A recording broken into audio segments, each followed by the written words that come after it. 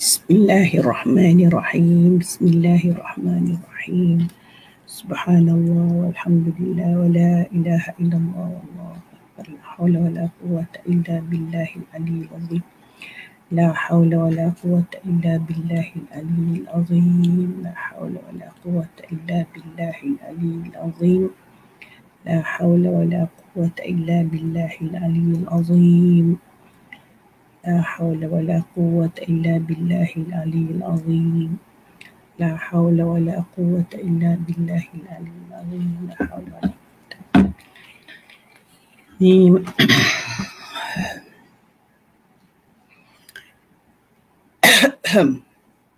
بسم الله الرحمن الرحيم.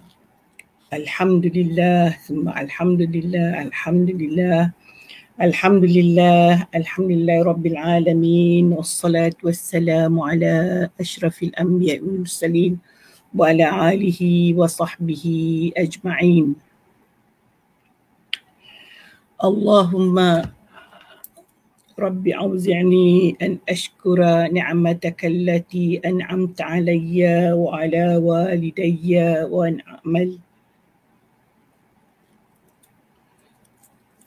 والدي وأن أعمل صالحا ترضاه وأصلح لي في ذريتي إن تبت إليك وإني من المسلمين. رب اشرح لي صدري ويسر لي أمري واحلل عقدة من لساني يفقه قولي. الحمد لله الحمد لله. اللهم افتح علينا حكمتك وانشر علينا من خزائن رحمتك برحمتك يا أرحم الراحمين.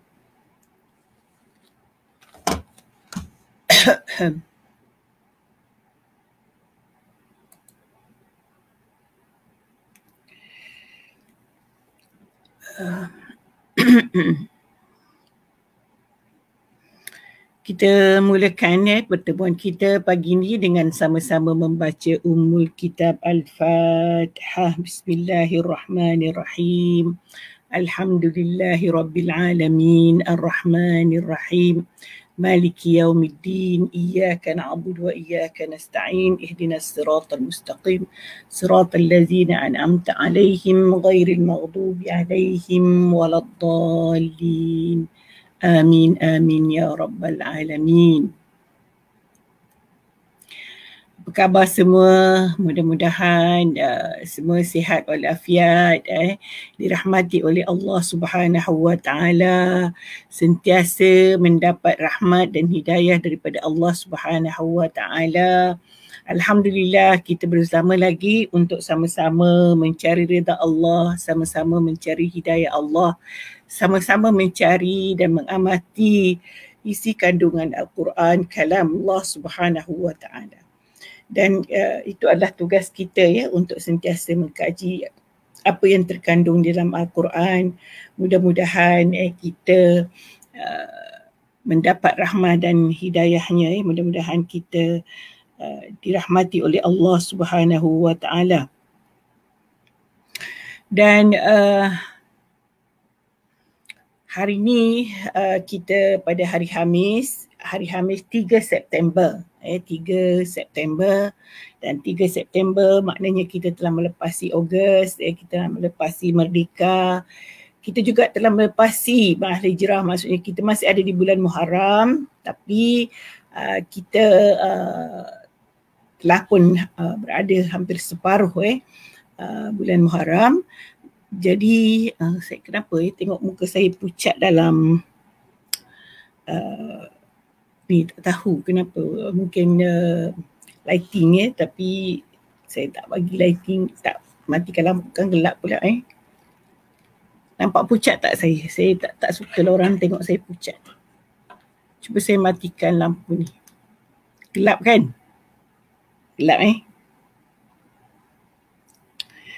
Okey, bersama kita Nur Hisham Hamzah, Elvira, Wardi Ahmad, Maznah. Mudah-mudahan semua dirahmati oleh Allah Subhanahu wa taala. Kita lihat Maznah bercakap apa? Assalamualaikum, waalaikumsalam warahmatullahi taala wabarakatuh. Terima kasih sudi bersama kami.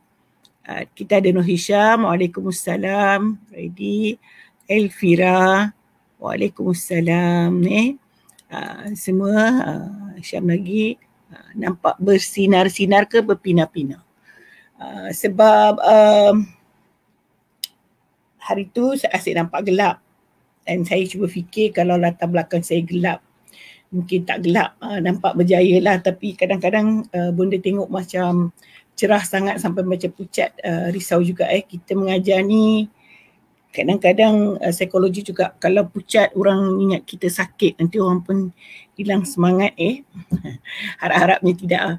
Okey, balik kepada cerita tadi, kita masih lagi berada pada bulan Muharram dan kita pun ada semangat, maknanya dalam sehari dua ni, saya ada tulis dalam Facebook malam tadi, bangun tengah malam tiba-tiba teringat, jadi kita boleh terus tulis bahawa kita sebenarnya melepasi ma'al hijrah dan kita masih lagi Muharram dan kita juga melepasi kemerdekaan negara kita. Tapi cuba tanya, saya pun ada tulis, teman yang tak baca tu pun diulang hari ni. Cuba tanya diri kita, merdekakah kita? Maksud merdeka di sini menunjukkan bahawa ini dalam konteks individu lah, adakah kita sebenarnya sudah bebas melakukan apa sahaja yang diperintahkan oleh Allah, ataupun kita masih lagi terikat dengan mana-mana peraturan yang lain? Peraturan yang lain tu maksudnya boleh jadi tempat kerja, boleh jadi keluarga dan sebagainya. Apabila kita mahu melakukan ibadah, kita mungkin terikat, kita mungkin rasa kita kena ada aktiviti yang lain yang perlu kita lakukan sehingga kita tidak dapat beribadah kepada Allah. Ataupun kita mahu meninggalkan maksiat tetapi ada pihak yang seolah-olahnya menganggap sikap kita untuk meninggalkan maksiat itu membawa kepada perkara yang tidak baik ataupun mereka menjauhkan diri daripada kita. Contoh mungkin kita kita lakukan, kita maksud benda begini. Contohlah perempuan yang selalunya dia menutup aurat.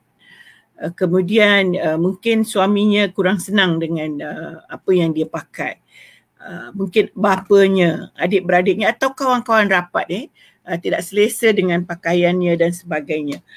Maka ini dan dia oleh kerana keadaan itu, maka dia berarti tidak bebas.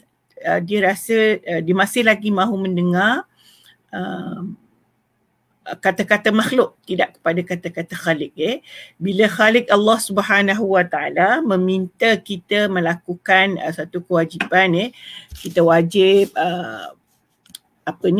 wajib menutup aurat, maka kita seharusnya tidak menjadi risau dengan apa orang kata. Tidak menjadi risau apa orang lain kata. Untuk sebab itu boleh kaitkan dengan hijrah. Kadang-kadang kita cuba berhijrah atau mengubah. Sebenarnya kadang-kadang hijrah tu tak sesuai penggunaannya dalam bila pakai tudung je berhijrah. Tetapi tak apalah, maksudnya niat untuk berpindah daripada yang kurang baik kepada yang baik. Dan kalau kita memang dah selalunya menutup aurat tetapi kita nak perbaiki lagi, maka itu dikatakan daripada baik kepada lebih baik. Itu contoh je. Sebenarnya banyak lagi makna hijrah. Tidak berarti kalau kita dah pakai tudung, kita dah tutup aurat, itu maknanya kita sudah hijrah dah. Yang sebenarnya, hijrah yang sebenarnya ialah kita berhijrah sesungguhnya, mematuhi semua perintah Allah Subhanahu Wa Taala. Dan untuk memenuhi hijrah itu dan memenuhi kemerdekaan itu ialah kita perlu sentiasa mencari ilmu untuk tahu apa yang dilarang oleh Allah, apa yang diperintah oleh Allah. Kerana selagi kita tidak jelas batas pemisah, kita ada baca dalam ayat lepas, tilka hududullah, had-had Allah, batas-batas Allah, hukum-hukum Allah, maka kita tidak dapat melaksanakan melaksanakan perintah itu dengan betul. Maksudnya mungkin lompang di sana sisi. Mungkin kita kejar di sini tetapi kita tinggal di sini. Kadang-kadang saya lihat kerana kita mengejar kepada kita hanya tahu bab tutup aurat, kita rasa kalau tutup aurat cukup dah. Kita tak fikir bagaimana, adakah kita sembahyang pada waktunya, adakah kita membaca Al-Quran, adakah kita mencari ilmu, adakah kita mengelakkan perbuatan-perbuatan maksiat yang lain seperti mengumpat, mencaci, dengki, hasad dan sebagainya. Kita tidak boleh dikatakan bahawa kita lengkap selagi kita ni memang bukanlah bonda berarti bonda lengkap, tetapi maksudnya kita berusaha untuk terbaik, berusaha untuk benar-benar menjadi hamba yang patuh dengan kebaikan-kebaikan yang perlu kita laksanakan, kebaikan-kebaikan yang perlu kita lakukan. Maknanya kita akan melakukan peningkatan, baru itu dinamakan hijrah. Dan kalau kita bebas melakukan apa saja, bukan melakukan apa saja, maksudnya melakukan apa yang diperintahkan Allah dan menjauhi larangannya dengan tidak ada gangguan daripada pihak-pihak lain, maka itu yang dikatakan merdeka. Merdeka itu yang kita kehendaki. Dan kadang-kadang sebenarnya kita dikongkong oleh syaitan. Kadang-kadang syaitan yang ada di dalam diri kita juga merupakan penjajah dalam diri kita dalam konteks individu. So, kita kena lawan syaitan itu. Bagaimana cara nak melawan syaitan? Kita melakukan perkara yang disuruh Allah. Sentiasa patuh, lawan. Saya nak buat kerana ini perintah Allah.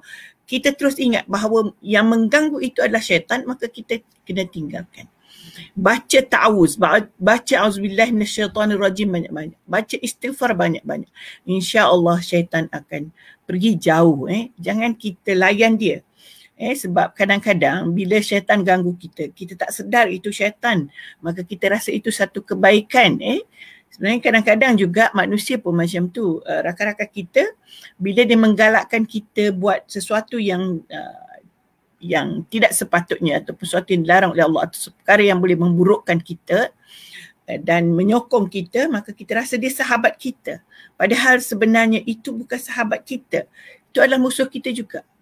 Contoh kalau dia kata, saya kata, saya nak solat dulu, nantilah masa panjang lagi ni. Itu sebenarnya sikit-sikit sudah ada syaitannya di situ. Sikit-sikit sudah ada. Jadi kita jangan terpengaruh sangat dengan bukan terpengaruh sangat, jangan terpengaruh dengan kata-kata begitu kerana sudah mula ada detik-detik benih-benih itu sudah ada. Jadi kita jangan biarkan benih itu membesar, tumbuh sehingga kita terpengaruh dan kita terbelenggu ataupun terjajah dengan pandangan sahabat kita. Kadang-kadang kita ni mencari sahabat syurga, tapi ada juga sahabat yang kurang untuk membantu, maka itu bukan namanya sahabat, itu kawan-kawan lah. Rakan-rakan, kadang rakan sekerja, kadang rakan-rakan berjalan. Kita cuba elakkan, bukan elakkan daripada berkawan dengan dia, tetapi kita yang mempengaruhi. Kita yang mempengaruhi dia untuk taat kepada Allah, bukan mempengaruhi dengan satu pengaruh yang dikatakan orang berpengaruh, orang yang hebat. Tak. Kita mempengaruhi orang yang kita anggap sahabat itu supaya melakukan yang terbaik dan sama-sama masuk syurga. Contoh kalau dia kata tadi, kita kata dah masuk waktu dah nak solat. Dia pun kata, lah lama lagi, ni baru azan. Kita terus sebutkan kepentingan kenapa kita nak solat. Mungkin kita boleh sentapkan sikit, kau tangguh sekarang mati tak solat lagi. Itu pun sudah cukup memberi peringatan. Mungkin dia tak sedar pada ketika itu, tetapi satu masa dia akan sedar. Bila kita perkara ini kita selalu ulang dan ingatkan, dia akan ingat. Kalau kita kata, oh ya tak ya juga, lama lagi nanti boleh sembahyang kat rumah kot. Itu kadang-kadang dia memberikan pengaruh yang tidak baik kepada kita. Okey. Saya ingin kembali kepada tadabbur kita. Tadabbur kita sebenarnya sudah sampai kepada ayat berapa mata saya tak berapa nampak. Ayat yang ke-16. Hari tu kita baca tentang wanita yang melakukan fahisyah ataupun berzina, ataupun sama ada berzina itu dengan berlainan jantina ataupun tidak, maka dia tidak namakan zina kalau sama jantina, dipanggil homoseksual ataupun lesbian, liwat dalam bahasa Arabnya itu lelaki dengan lelaki lah. Jadi kita dah baca dan mereka dikurung di rumah dan Bunda juga dah jelaskan bahawa ulama tafsir mengatakan bahawa ayat ini dimansuhkan ataupun tidak terpakai setelah turunnya ayat dalam ayat 2 surah An-Nur. Kalau masih ingat az-zaniyatu waz-zani fajliduhuma. Samanina jilda. Jadi kita dah ingat yang itu. So kita sambung hari ni, kita lihat dia fokus kepada yang laki-laki. Ayat Al-Quran ni memfokuskan kepada lelaki, tetapi bila kita baca dia sebut wallazani ya'tiyaniha minkum fa'azuhuma. Dan dua orang itu kalau kita baca dalam kitab tafsir, ada ulama tafsir memberikan penerangannya, penjelasannya bahawa dua orang itu sama ada lelaki dan perempuan berzina ataupun lelaki dengan lelaki melakukan homoseksual ataupun kita kata liwat. Sebab dia kata al-lazani. Hari tu Bunda dah terangkan tentang allati daripada kalimah allati. Yang perempuan yang. Di sini al-lazani daripada al-lazi, lelaki yang mendatangi ataupun melakukan keburukan tadi. Jadi bila dia kata dua lelaki, sebenarnya dalam bahasa Arab kalau dia sebut begitu, dia akan merangkumi juga kaum wanita. Al-lazani, jadi boleh jadi yang dimaksudkan di situ ialah dua, iaitu satu pasang, tak kiralah ya pasangan itu perempuan ataupun lelaki.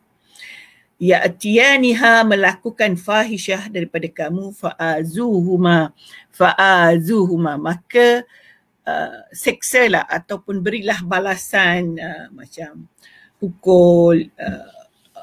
Masa itu tak turun lagi ayat yang kedua surah An-Nur, jadi tidak jelas hukumnya. Yang penting diseksa, sama ada diseksanya itu dengan dimarahi, dengan dipenjara kalau sekarang macam ni dipenjara, atau dipukul dan sebagainya. Kalau kita lihat ada perbezaan di antara hukum ayat yang ke-16 dan ayat yang ke-15. Bila ayat yang 15 bercerita tentang wanita, dia kata kurung di rumah. Tapi lelaki sukar untuk dikurung. Jadi dia kata seksa lah. Fa'azuhuma, seksa, hendaklah kamu menyakiti keduanya. Sakiti tu maksudnya dalam erti kata sama ada kita boykot, tak nak berkawan, atau masyarakat memarahinya, atau apa-apa sajalah yang boleh menyakitkan dia. Menyakitkan ni pula ada fizikal dan ada emosi. Sebab emosi tu contohnya kalau masyarakat ada perhimpunan, dia tidak dijemput. Itu juga satu penyiksaan, penyiksaan emosi atas kesalahan yang dia lakukan. Tetapi apabila turun surah An-Nur ayat 2 yang mengatakan az-zaniyatu waz-zani fajliduhuma, pukul, sebatlah, maka ayat ini sudah tidak terpakai lagi. Bukan tak terpakai maksudnya kita kena buang, maksudnya hukum dah jelas, yang ini tidak jelas lagi. Seksanya macam mana.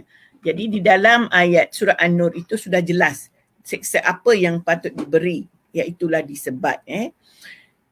Dan kita juga tidak menceritakan balasan itu sama ada lelaki yang muhsin atau wanita yang muhsanah. Muhsan ini ialah yang mereka yang telah berkahwin dan yang belum berkahwin. Yang belum berkahwin itu dia punya hukumnya adalah lebih ringan daripada yang telah berkahwin. Maksudnya dia ada pasangan yang halal tetapi mencari yang haram, itu adalah lebih teruk lagi hukumnya. Sebenarnya dosanya pun begitu. Jadi itu kalau kita kata tadi bagaimana hukum kalau mereka melakukan kesalahan. Jadi kita kena ingat juga ayat yang sebelum ini dia nakkan saksi 4 orang. Tak ada saksi, kita tak boleh jatuhkan hukum yang dihukumkan di sini. Tetapi kalau macam Bonda sebut hari tu, yang mustahak lagi ialah jangan dekati zina itu. Jangan dekati homoseksual itu. Kita jangan dekati, maksudnya elakkan pergaulan yang boleh membawa kepada perkara tersebut. Sama ada pergaulan dari segi kata-kata, perbincangan dalam media sosial atau apa-apa saja yang mungkin boleh menimbulkan atau mendekatkan perkara yang haram itu, mestilah dijauhi. Dan kita lihat lagi apa yang disebutkan di dalam ayat ini. Ini yang Bunda masukkan di dalam tajuk perbincangan kita hari ini, tadabbur kita. Allah kata, fa in taba wa aslaha fa'ridu anhuma.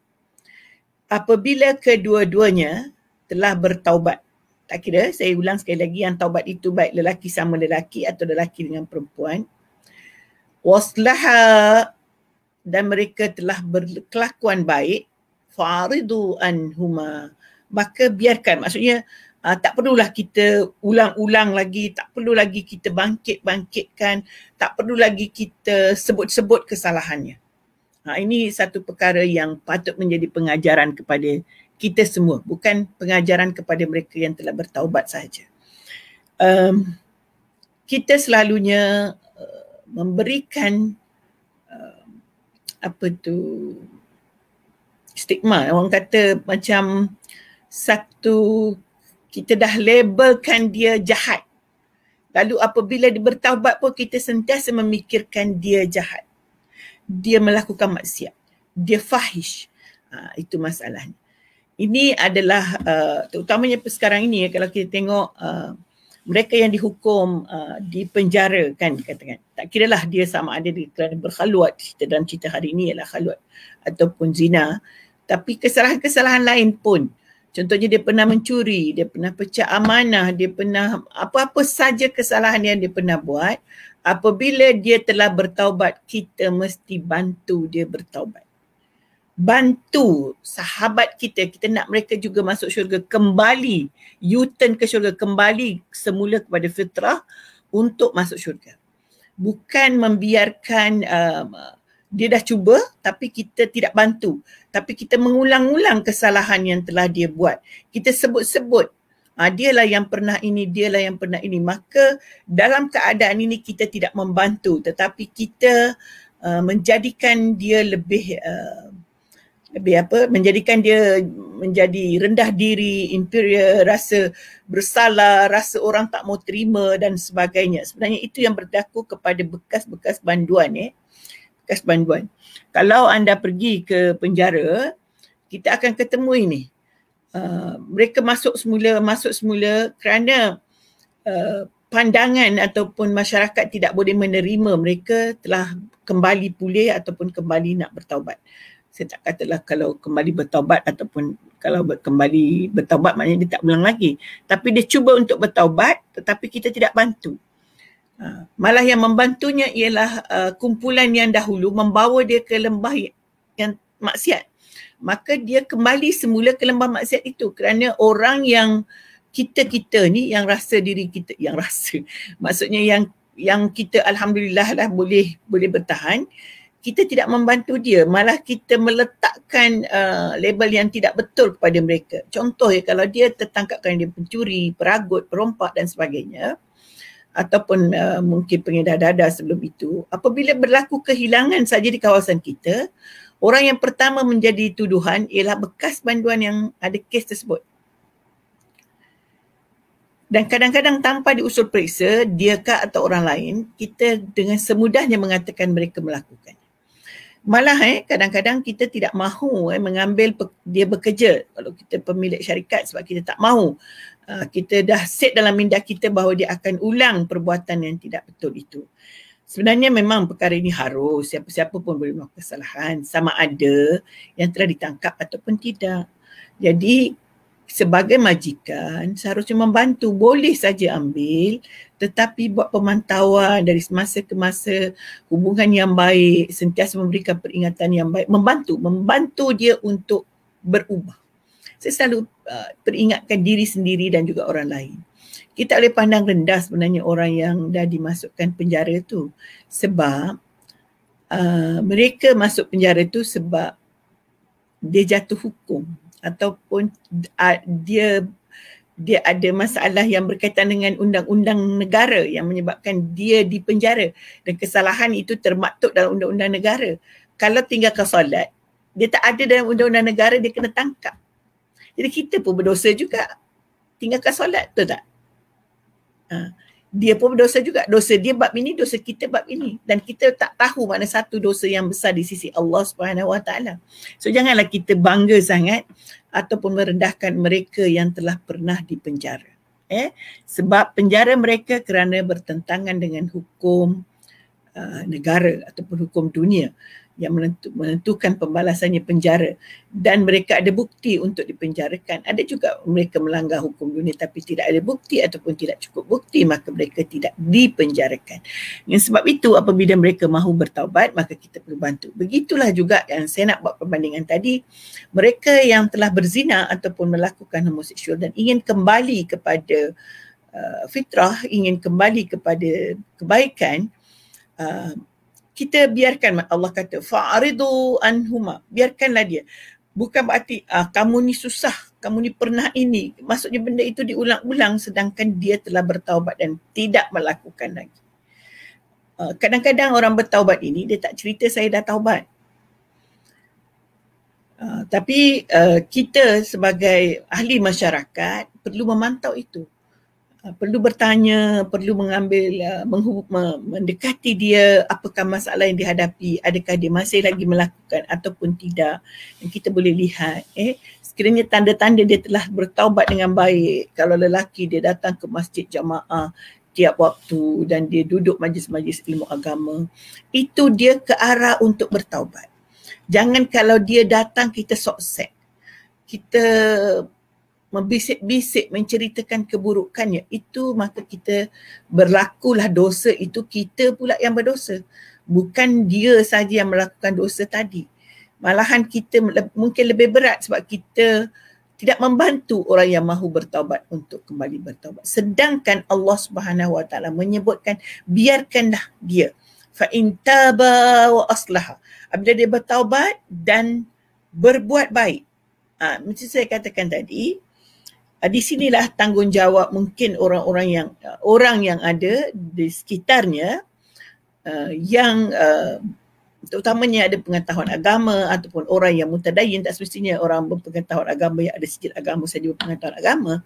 Ramai saja di antara kita berpengetahuan agama, mendapat ilmu secara tidak formal dan dia faham tentang hukum ini. Hendaklah sentiasa berbuat baik dengan dia untuk menyokong dan membantu, memberitahu dia bagaimana dia nak taubat, bagaimana dia nak kembali. Macam itulah saya kata tadi, ajak dia pergi surau, ajak dia berjemaah, ajak dia pergi majlis ilmu dan sentiasa bantu dia. Terutamanya kalau dia ada masalah keuangan dan sebagainya, mungkin inilah yang seharusnya kita bantu. Kadang-kadang cuba lihat sama ada dia homoseksual atau zina, kadang-kadang penyebab kepada berlakunya zina itu adalah masalah keuangan. Pasangannya itu boleh membantu dia dari segi masalah keuangan, menyebabkan dia terjebak dalam perkara tersebut. So inilah yang perlu kita bantu supaya dia tidak mengharapkan pulangan keuangan daripada hasil yang tidak baik itu. Dan kita tidak boleh menyebut-nyebut atau bercerita-cerita dengan orang tentang saya lah bantu supaya dia tak ini. Itu adalah sangat tidak wajar. Kita kena tahu kalau kita bantu orang, sebenarnya bukan kita yang bantu tetapi Allah yang bantu. Hanya Allah utuskan kita untuk membantu. So tidak perlulah kita berbangga di sana sini memberitahu orang tentang bantuan yang kita buat. Kita boleh sahaja memberi tanpa memberitahu. Dan apabila kita mahukan dia bertaubat, kita cari punca sebenarnya. Bukan kita korek rahsia dia. Kita perhatikan di mana letak silapnya sehingga dia melakukan kesalahan. Adakah dia melakukan secara jahil, maksudnya perkara itu dia tak tahu hukum, nanti kita akan baca. Atau dia ada desakan-desakan tertentu. Contoh je saya nak bagi. Seorang perempuan dia rasa dia sunyi, keluarga dia tidak memberikan perhatian, maka dia berkawan dengan lelaki, maka berlaku perkara zina dan sebagainya. So kita berusaha, kita berusaha untuk mendekatinya, menjadi orang yang banyak menghiburkannya ataupun bersama dengannya, mencari aktiviti-aktiviti harian yang menyebabkan dia lupa dengan masalah seks tadi. Sebab kadang-kadang masalah seksual ini juga adalah penyakit ketagih dan sebagainya. So ini perlu dirawat. Kita kena bantu. Kalau perkara itu memang berlaku, kita tidak boleh biarkan. Tetapi perlu rawatan, sama ada rawatan perubatan moden dan ditambah juga dengan perawatan iaitu mendekatkan diri kepada Allah. Kita kena bagi kedua-duanya sekali supaya dia boleh mengatasi masalah yang dia hadapi. Sebab masalah seksual ini bukan memang perkara tu kalau kita pandang sekali dia macam aib, tetapi seharusnya sesiapa yang menghadapi masalah ini perlu dibantu. Kadang-kadang ada yang suka tengok video lucah, ada dan dia jadi addicted jadi ketagih, maka ini perlu dirawat, perlu dibantu dan perlu diajak untuk bertaubat. Dan apabila kita ajak dia bertaubat, kita mesti memberi alternatif. Kalau dia rasa dia terhibur dengan perkara tersebut, kita perlu memberi hiburan yang lain. Sebenarnya manusia ni, hiburan yang paling tinggi lah. Sebenarnya bukan hiburan dengan nyanyian, menonton dan sebagainya. Tapi hiburan ialah persahabatan. Persahabatan yang benar-benar memberikan makna yang lebih besar, iaitu sentiasa sanggup mendengar masalah yang dihadapi oleh sahabatnya, sanggup memberikan bantuan dalam apa sahaja pengaduan. Kadang-kadang kita tidak bantu, kita pun tidak mampu membantu dari segi keuangan, kita tidak mampu membantu dari segi material sebab kita pun cukup-cukup makan je. Tetapi mungkin kita boleh bantu dari segi kaedah, bagaimana kaedah untuk dia memperbaiki ekonominya dan sebagainya. Dalam keadaan ini, sebab Bonda tekankan masalah ini kerana kita nampak tidak serius sebenarnya dalam masyarakat kita hari ini, tetapi ada. Dan kadang-kadang kita tidak tahu ada berlaku dalam kalangan orang yang dekat dengan kita. Tapi kita tidak faham. Jadi ini yang perlu kita usahakan supaya perkara ini tidak berlaku. Dan kita memang kalau orang yang dekat dengan kita tu, bila dia bersahabat dengan kita, kita faham masalah yang dihadapi dan kita boleh memberikan bantuan. Jadi saya balik semula, fa in taba waslaha, dan mereka nampak ada bunga-bunga nak taubat, ataupun kalau tak ada bunga-bunga pun kita yang berusaha mengajak dia bertaubat, berlaku baik, kerana mungkin dia tak tahu hukum tu haram. Ada setengahnya yang homoseksual ni, dia kata saya bukan berzina, saya sama-sama lelaki. Tetapi kita kena beritahu bahawa itu juga adalah haram dan kita kena minta dia tinggalkan. Kemudian apabila dia tinggalkan, kita tidak boleh menyebut mengungkit-ungkit kata bahasa Melayunya. Kemudian Allah simpulkan ayat itu dengan innallaha kana tawwaban rahima. Allah itu maha luas, Allah itu maha pengampun. Tawwaban, tawwab, orang yang penerima taubat, sifatnya itu pemaaf, sifat Allah itu pengampun, sifat Allah itu murah dari segi pengampunan. Dia tidak kata oh biarlah dia terseksa dulu. Tidak, Allah itu maha pengampun. Walaupun sebenarnya kalau kita belajar ilmu kalam, pengampunan daripada Allah itu tidak wajib kepada Allah, tidak semestinya. Tapi sifat yang kita faham bahawa sifat kesempurnaan yang ada pada Allah, maka kita fahami bahawa Allah itu maha baik, maha pengampun. Sebab di hujung ayat ini mengatakan kana tawwaban rahima. Rahima itu maha luas rahmatnya, maha luas pengasihnya, maha luas penyayangnya kepada kita. So dalam keadaan ini, kita tidak boleh putus asa daripada keampunan Allah. Kita tidak boleh putus asa daripada taubat daripada kesalahan. Kadang-kadang sebenarnya kesalahan itu bukan kesalahan oleh individu yang berzina itu sahaja. Mungkin kesalahan daripada cara keluarga dia mendidik. Maka ibu bapa yang ada anak begini pun tidak boleh putus asa. Dia mesti mengajak anaknya tu bertaubat dan ataupun adik-beradiknya ke, dan dia sendiri bertaubat atas kesalahan dia. Atas kesalahan dia melakukan pendidikan yang melaksanakan pendidikan yang tidak betul. Atas kesalahan dia menjalin persahabatan yang tidak betul. Kalau kita ada sahabat melakukan kesalahan yang kita lihat dan kita pun rasa susahnya nak ajak dia bertaubat. Kita sembahyang sunat sembahyang sunat hajat, sembahyang sunat taubat yang pertama. Pertama, kenapa kita perlu taubat kalau kita nak ajak orang lain melakukan kebaikan? Supaya kita sendiri juga tidak ada kesalahan diampuni oleh Allah.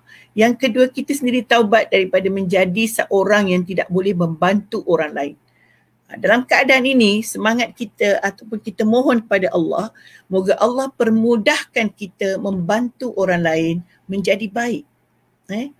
Kita membantu orang lain menjadi baik. Bukan berarti kalau kita berkawan dengan orang jahat, kita pun jahat juga. Tetapi kita membantu dia menjadi baik. Sebab kita pun bukan baik sangat dan kita tak tahu kita ni siapa di sisi Allah. Tetapi kita berusaha untuk baik di sisi Allah. Maka kita membantu orang lain untuk bertaubat dan sentiasa berbuat baik. Jadi selain daripada cerita berzina ni, persahabatan bila bonda teringat tu kadang-kadang kita berada di tengah-tengah orang yang tidak harmoni lah hubungan dan antara sahabat ini dengan sahabat ini. Dua-dua ke sahabat kita. Kita pun kata, macam mana saya nak buat ni, dua-dua kawan saya. Sebenarnya untuk menjadi seorang insan yang baik pada sahabatnya, kita tidak boleh muyul. Kita tak boleh condong kepada satu arah. Sebenarnya kita tidak tahu hati mereka. Kita tidak tahu apa sebenarnya yang berlaku. Kalau kita si A mungkin bercerita dengan kita sesuatu, menceritakan kebaikan dia. Si B pun menceritakan kebaikan dia. Dan masing-masing mengatakan lawannya yang tidak betul. So kita duduk di tengah ni, kita tidak perlu cepat untuk membuat hukuman. Kerana apabila kita membuat hukuman yang tidak betul, kita pun akan turut berdosa. Saya ulang sekali lagi, apabila kita membuat hukuman yang tidak betul, bukan hukum tu maksudnya pukul dan sebagainya, hukuman dari sini mengatakan memang dia ni jahat, memang dia ini begini, memang dia ni tengok si Anu dimarah-marahnya begini. Itu tidak betul. Biarpun yang bercakap dengan itu orang yang paling rapat dengan kita, orang yang paling kita sayang, kerana hati manusia hanya Allah yang tahu. Apa yang sebenarnya berlaku juga kita tidak nampak. Walaupun kadang-kadang kita tahu. Kita nampak. Tapi sebenarnya kita tak tahu apa ada di sebaliknya. Berbuat baiklah untuk kedua-duanya. Mudah-mudahan mereka memaafi di antara satu dengan yang lain. Mudah-mudahan mereka berbaik-baik di antara satu dengan yang lain. Mudah-mudahan mereka kembali kepada ukhuwah, bersahabat dengan baik. Doakan sentiasa.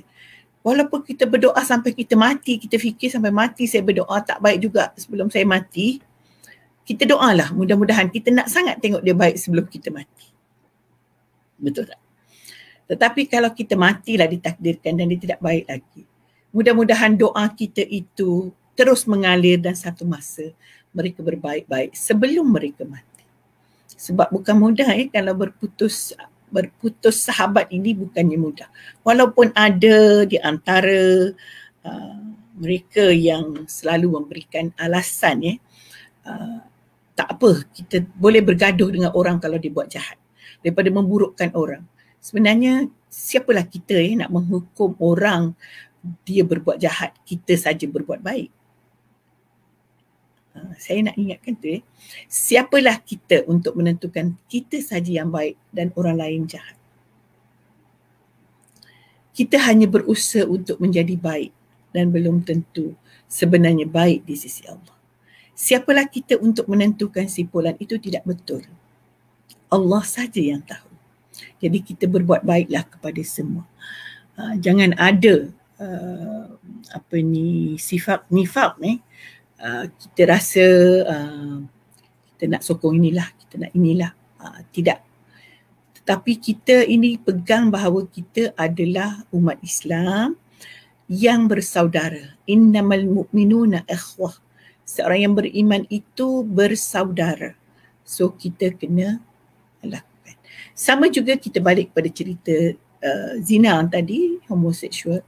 Kadang-kadang bila kita tak ada saksi, kita tak boleh menghukum seseorang itu dia telah melakukannya. Walaupun ada tanda-tanda kadang-kadang pada kita jelas, tanda-tanda jelas. Mungkin itu baru takarrub, iaitu menghampiri pada zina atau menghampiri perbuatan yang tidak baik. Maka kita seharusnya menasihati saja upaya dia tidak, maksudnya kalau boleh kita cegahlah dia berlaku zina itu kerana dia baru takarrub. Kita cegah. Cegah bukan dengan cara kita menjauhkan diri daripada dia. Sebab kalau kita jauhkan diri, bagaimana kita nak menegurnya? Bagaimana kita mahu memperbaikinya? Dan apatah lagi apabila dia merasa dia tidak ada sokongan daripada orang lain untuk dia berubah, untuk dia menjadi baik dan sebagainya. Ini yang masalah yang selalu kita hadapi. Dan ini benda ulang-ulang ni sebab perkara ni banyak berlaku. Okey, itu adalah ayat yang ke-16 dan kita lihat apa Allah sebutkan. Koran daripada cerita taubat tadi, Allah sebut innamat taubatu 'alallah lillazina ya'maluna as-su'a bijahalatin. Sesungguhnya penerimaan taubat itu di sisi Allah Subhanahu wa taala adalah bagi orang yang melakukan kesalahan secara tidak tahu. Bijahalatin. Ini yang kita kena ingat ni.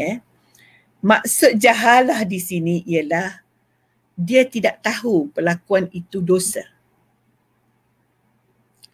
Yang kedua, dia tidak tahu bagaimana dia untuk melepaskan dirinya daripada kesalahan itu. Tapi sebenarnya jahalah ini jelas menunjukkan bahawa maksudnya ialah melakukan perbuatan itu adalah dosa di sisi Allah Subhanahu wa taala. Boleh jadi dia tidak ada pengetahuan. Boleh jadi dia tidak pernah belajar dan sebagainya.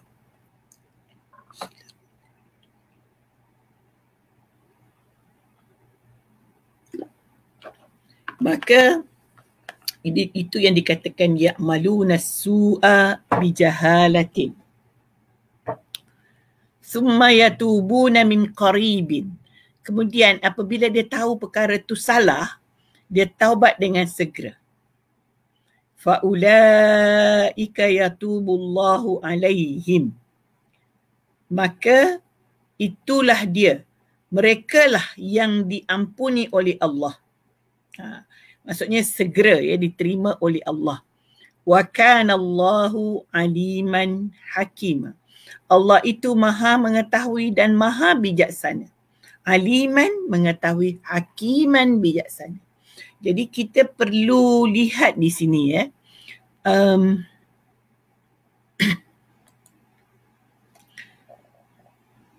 ada perkara penting yang Allah nak sebutkan di sini.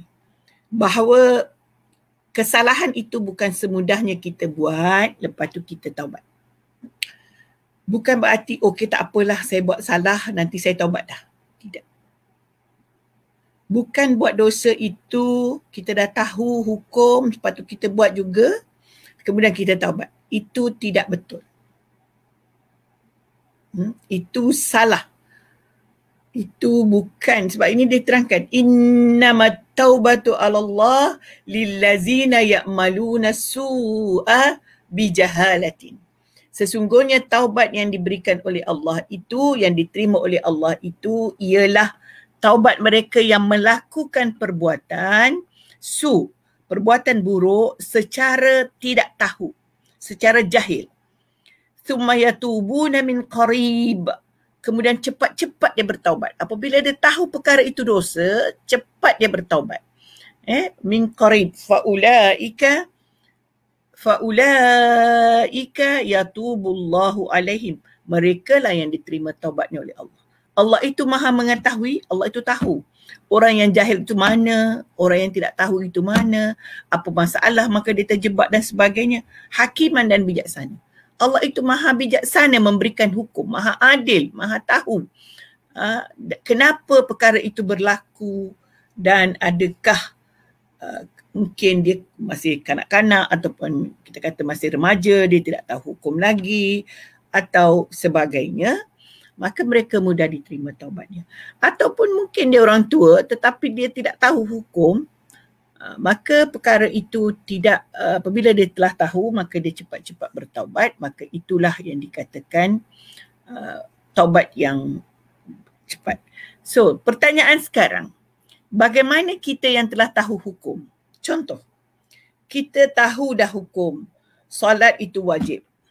Kita tahu dah hukum puasa dalam Ramadan itu wajib. Kita tahu dah hukum zakat itu wajib.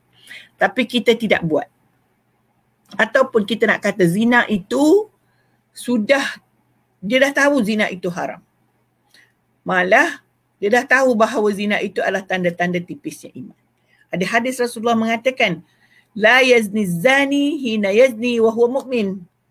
Tidak berzina seseorang yang berzina ketika dia berzina itu dia beriman. Sebab itu dalam huraian hadis ini dia ada yang menyatakan bahawa dia ni orang beriman, tetapi ketika dia berzina imannya hilang. Hina yazni wa huwa mu'min. Dia tak berzina kalau dia beriman. Ketika dia berzina tu dia beriman. Maknanya ketika dia berzina tu imannya hilang. Jadi kita kena ingat orang yang berzina itu pernah hilang iman. Itu ketika dia berzina. Kerana kalau dia beriman, sudah tentu dia tidak lakukan. Sudah tentu dia tidak, sudah tentu dia ingat bahawa perbuatan itu dosa. Dosanya bukan dosa kecil, dosanya dosa besar. Nanti ada orang tanya, okey, macam mana tu Ustazah? Boleh bertaubat ke tak? Sedangkan dalam ayat yang pertama tadi dia kata ya'maluna su'a bijahalatin. Ini tidak jahil, dia tahu hukum, malah dia ustaz, malah dia katalah contoh, dia belajar agama dan sebagainya tapi dia buat juga zina. Apa hukumnya? Bagaimana kedudukannya? Ya? Dia kata kita baca ayat ini, walaisatit taubatu lillazina ya'maluna as-sayyi'ati hatta iza hadara ahadahumul maut. Bukanlah taubat itu bagi mereka yang melakukan kejahatan sehingga sampai salah satunya mati. Qala inni tubtul an walallazina yamutuna wa hum kuffar ulaika atadna alaihim azaban alima. Allah sebut di sini, dia tak jelaskan bahawa boleh saja bertaubat orang yang ni, tapi sebenarnya ada ayat-ayat yang lain disebutkan di situ. Disebutkan bahawa boleh je bertaubat walaupun dia tidaklah jahil. Tetapi yang tidak boleh ialah dia buat je salah sehingga dah dekat mati. Apabila datang nak mati, dah nazak dia kata aku taubat. Itu sudah tidak diterima taubatnya. Sudah tidak diterima taubatnya. Berarti boleh saja taubat, tahu sahaja kita sudah melakukan kesalahan, walaupun kesalahan itu sebenarnya waktu kita melakukan kesalahan, kita tahu perkara itu dosa, tetapi kita perlu taubat. Dan kita perlu faham taubat itu bagaimana. Bukan sekali-kali yang mengatakan tak apalah aku buat dulu nanti aku bertaubat. Tak apalah saya buat nanti saya pergi Mekah, saya taubat kat Mekah. Saya kan selalu pergi umrah tiap-tiap tahun, jadi saya buatlah juga begini, ada tolak tambah. Kalau dia kata dosa saya semangkuk, saat lagi saya pergi beri ceramah semangkuk, maka dosa saya hilang. Tidak begitu. Ataupun dia kata, okey saya buat salah ni, sekejap lagi saya duduk semayang daripada pagi sampai petang, habislah dosa saya yang itu. Sebenarnya walaupun ada tokok tambah di dalam dosa pahala, tetapi sengaja begitu ada mempermain-mainkan hukum Allah Subhanahu wa taala. Kita tidak boleh mempermain-mainkan hukum Allah. Maaf ya, Ambo nak minum.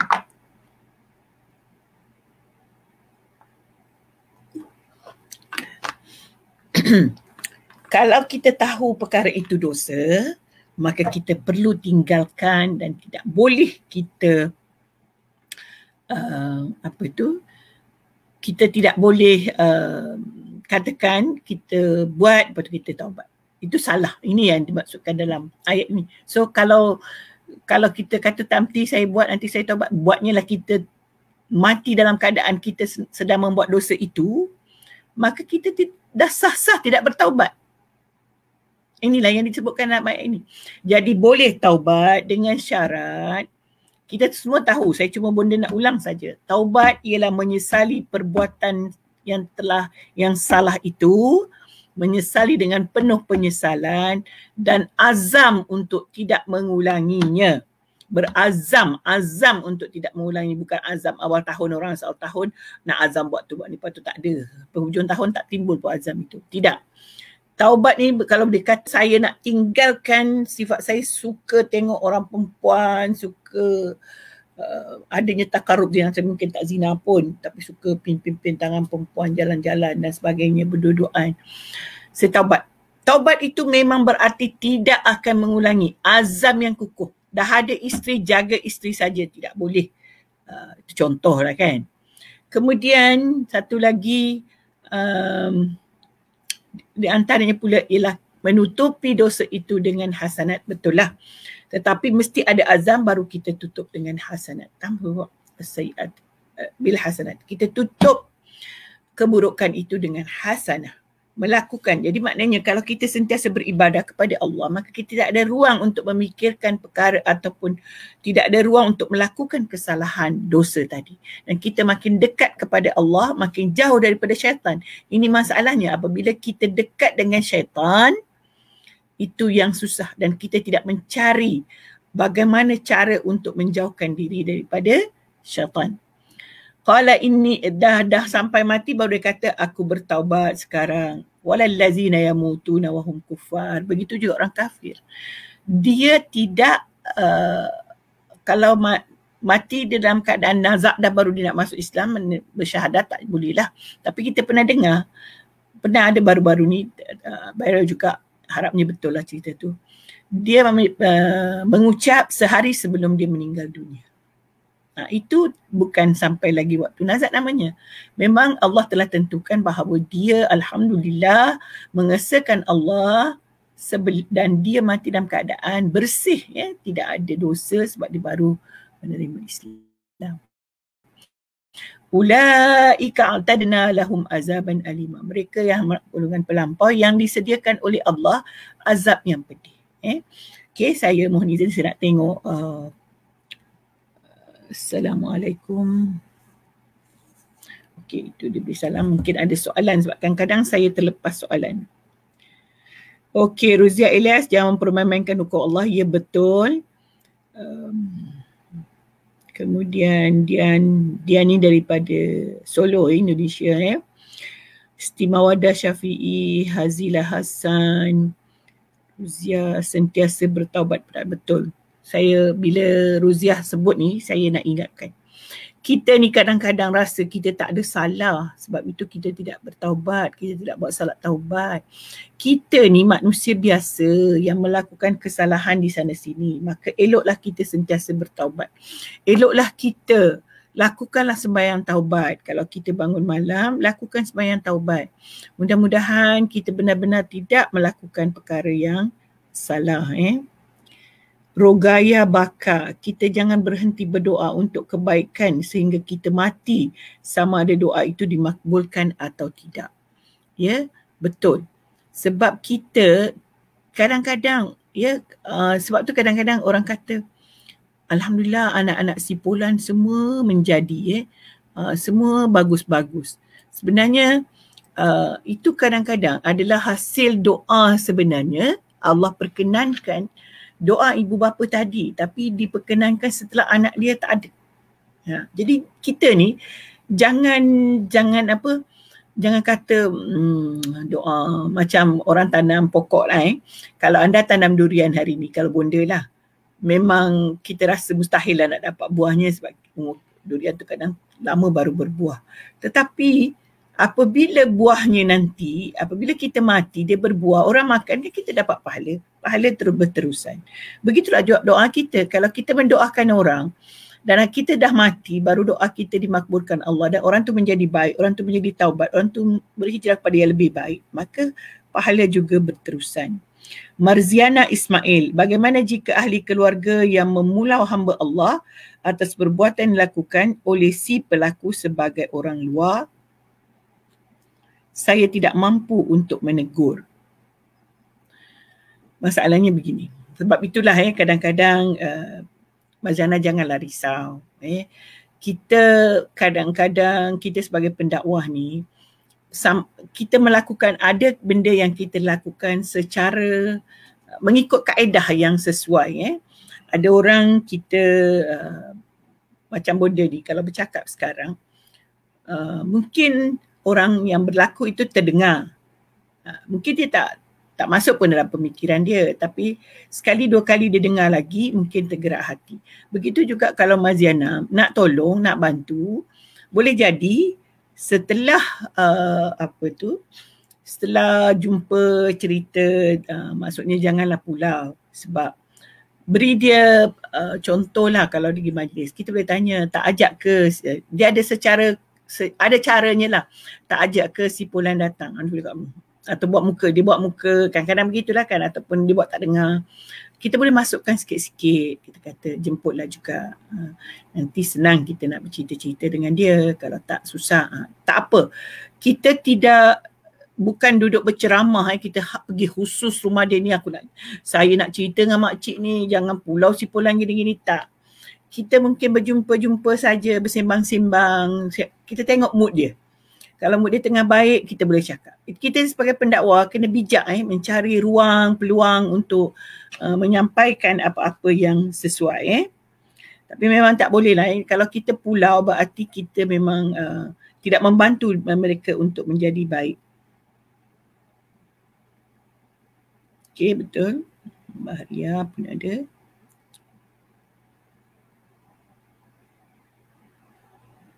Okey. Siapa Rugaya Bakar ni? Saya tergerak hatilah untuk membagi Rugaya Bakar ni buku. Hari ni saya umumkan untuk anda semua bertuah mendapat ilmu. Cuma Rugaya Bakar ni oleh kerana saya dan bonda tidak pernah lagi melihat dia, dan hari ni dia banyak komen, kita bagilah bagilah dia hadiah. Mudah-mudahan kita terus mencari ilmu Allah Subhanahu Wa Taala. Nanti Rugaya Bakar tolong PM saya bagi alamat. Saya nak berikan satu buku puisi puisi tentang antologi puisi tentang hikmah PKP. Puisi ini ditulis oleh beberapa orang penulis, dan saya ada 5 puisi di dalamnya. Dan di samping itu sebenarnya kita ada pemuisi hebat yang menulis, ada Prof Muhayya Aziz Yassin, ada Datuk siapa tak ingat dah, nanti boleh dapat buku ni. Okey. Nur Surya, buku hadiah dah sampai ya. Selamat membaca. Waalaikumsalam. Sehari ni lah baru saya terfikir nak melihat nama-nama, ada masa sikit. Kadang-kadang tak tengok, ada Anis Suhaiza, ada Wardi, Mazna ni memang Wardi, Mazna, Kamisa, ini adalah pengikut tegak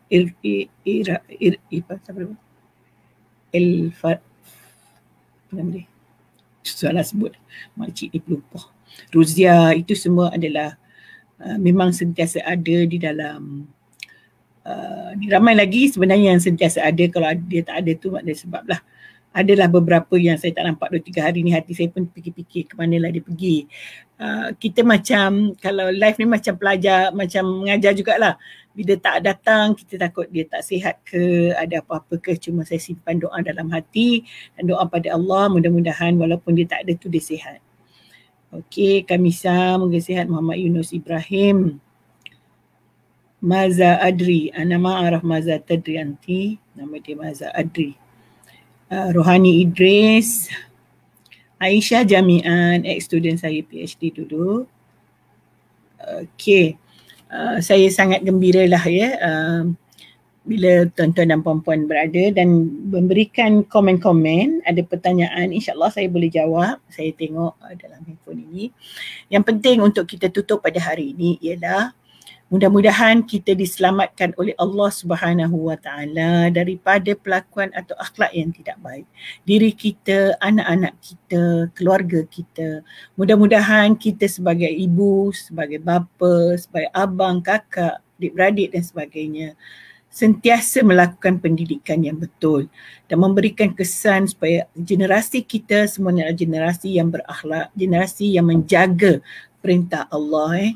Dan mudah-mudahan satu perkara yang paling kita mohon doa, ya Allah, mudah-mudahan Allah ampunkan dosa kita. Ampunkan dosa kita, ampunkan dosa kita. Kita adalah manusia yang tidak terlepas daripada kesalahan. Jadi kita mohon pada Allah, moga-moga kita diampunkan dosa kita oleh Allah Subhanahu Wa Taala dan kita akan kembali kepada Allah dengan irji'i ila rabbiki radiyatan. Jadi roh kita ni akan kembali dalam keadaan diredai oleh Allah Subhanahu Wa Taala.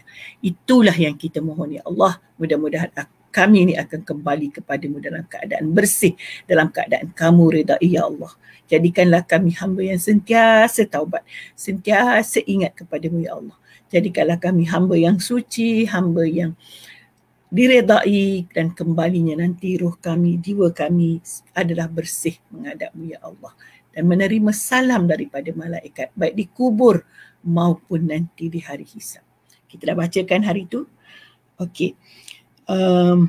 Kita sudahilah ya dengan sama-sama membaca sedikit doa selamat. Mudah-mudahan kita diselamatkan oleh Allah pada agama, diri dan ilmu kita. Bismillahirrahmanirrahim.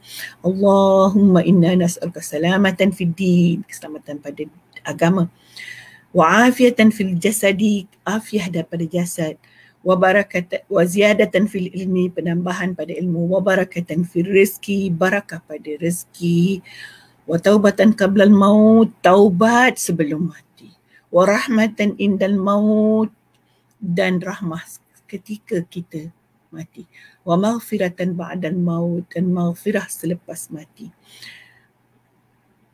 Allahumma hawwin alaina fi sakaratil maut, permudahkanlah kami menghadapi sakaratul maut. Wan najata minan nar, ya Allah, selamatkanlah kami daripada api neraka. Wal afwa indal hisab, dan berilah kami pengampunan di hari hisab. Rabbana la tuzigh qulubana, dan ya Allah, janganlah kamu palingkan hati kami ba'da iz hadaitana, setelah kamu berikan kami petunjuk. Wahab lana min ladunka rahmah, ya Allah, berikanlah kami rahmatmu, ya Allah. Innaka antal wahhab, kamu adalah maha pemurah, maha pemberi. Rabbana atina fid dunya hasanah wa fil akhirati hasanah, berikanlah kami kebaikan dunia dan akhirat. Wa qina azabannar, dan selamatkanlah kami daripada api. Birahmatika ya arhamar rahimin. Bismillahirrahmanirrahim. Wal 'asri innal insana fi khusr illa allazina amanu wa amilus salihati was-sabirin.